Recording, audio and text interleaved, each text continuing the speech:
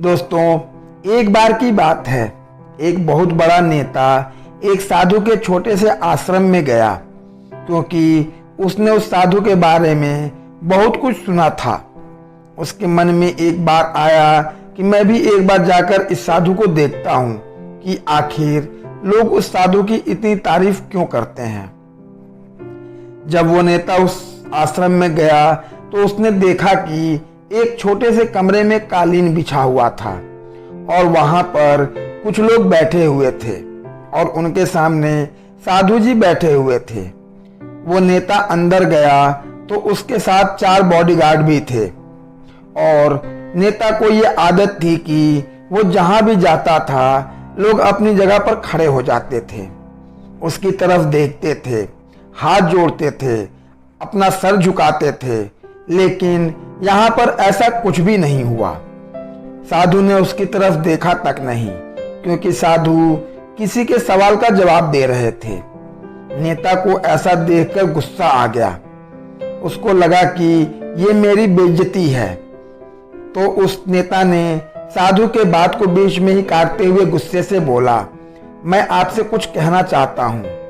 साधु उसकी तरफ देखते हुए बोले, आप थोड़ी देर रुकिए, पहले मैं इनके सवाल का जवाब दे लूं, उसके बाद मैं आपसे बात करूंगा, तब तक आप चाहें तो बैठ सकते हैं।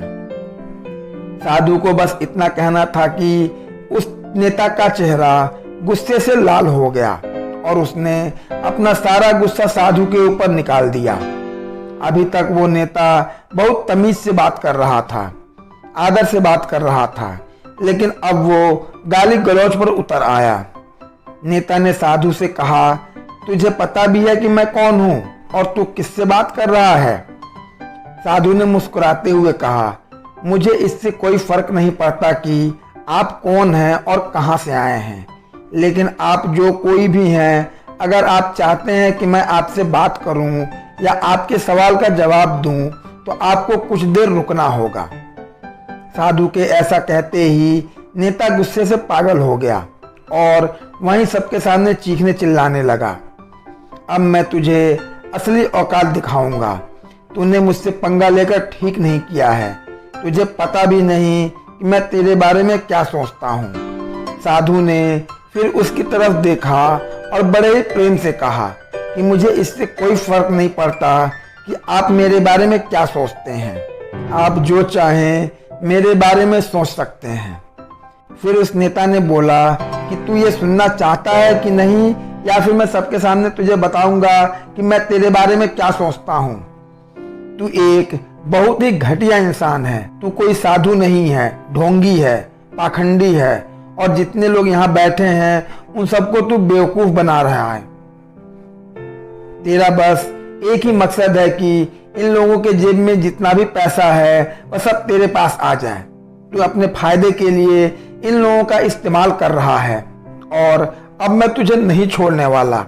तेरा असली चेहरा पूरी दुनिया के सामने पर्दाफाश करके रहूंगा। उस नेता के इतना बोलने के बाद भी उस साधु के चेहरे पर हल्की सी मुस्कान बनी रही। ये देखकर वो और गुस्से से तिलमिला गया। उसने बोला कि अब मैं यहाँ 1 मिनट भी रुकने वाला नहीं, लेकिन अभी भी तेरे पास एक मौका है। अगर तू मुझसे माफी मांग लेगा तो हो सकता है कि मैं तुझे माफ कर दूं। इतना सब होने के बाद भी साधु शांत था और उनके चेहरे पर एक अलग ही मुस्कान झलक रही थी। उन्होंने अपनी आंखें बंद कर ली। फिर साधु ने अपनी आंखें खोली और हाथ जोड़कर कहा कि मुझे आपसे कोई गिला शिकवा नहीं है, मेरे मन में आपके लिए कोई भी गलत ख्याल नहीं है। जो भी अभी आपने मेरे बारे में कहा आपकी सोच थी, तो मुझे आप में भी कोई बुराई नजर नहीं आती। मुझे आप एक भले इंसान लगते हैं। साधु के इतना कहते ही नेताजी के दिमाग 7वें आसमान पर पहुंच गया। उनके चेहरे पर एक अजीब सी खुशी थी क्योंकि उस साधु ने वही कहा जो बाकी सब लोग उसको कहते थे। वो नेता खुश होकर अपने घर को चला गया और जाकर के अपने पिताजी के साथ में बैठ गया। उसके पिताजी की आंखें बंद थीं और वो ध्यान में थे। पूरी जिंदगी उन्होंने सिर्फ लोगों की सेवा की और बदले में किसी से कुछ भी नहीं मांगी। थोड़ी देर बाद जब उन्होंने अपनी आंखें खोली और बेटे को सामने देखा तो उनके बेटे के चेहरे पर एक अजीब सी खुशी थी जो आज से पहले उन्होंने कभी नहीं देखी थी।